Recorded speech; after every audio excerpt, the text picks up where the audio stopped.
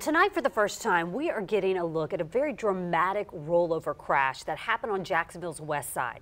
It's a crash that sent a little boy to the hospital. First Coast News' Julia Janae has a closer look, all new tonight.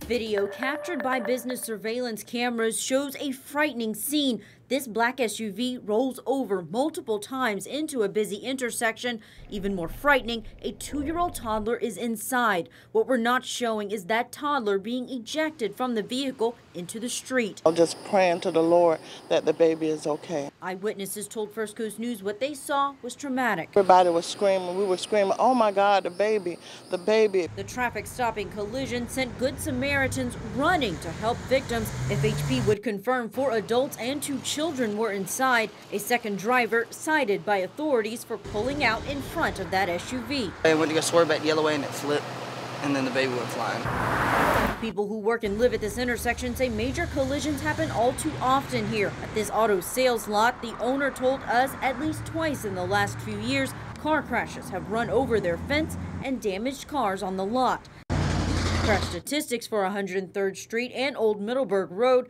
since the beginning of 2015 show 136 vehicles involved in 66 accidents, 46 involving injuries. I've lived in this neighborhood for almost 2 years, and there's a lot of accidents. Larry Grammatica says he typically avoids 103rd for that very reason. Mostly it's just too much traffic, a lot of impatient people pulling in and out of parking lots and on the side streets. Meanwhile, images of this shocking rollover, just another reminder of the high consequences of mistakes on the road.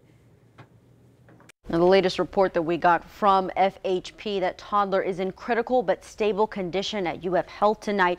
Now, in the report that we received just a few minutes ago says that child out of those 6 people in the vehicle was the only one not restrained at the time of the crash. Anthony, back to you.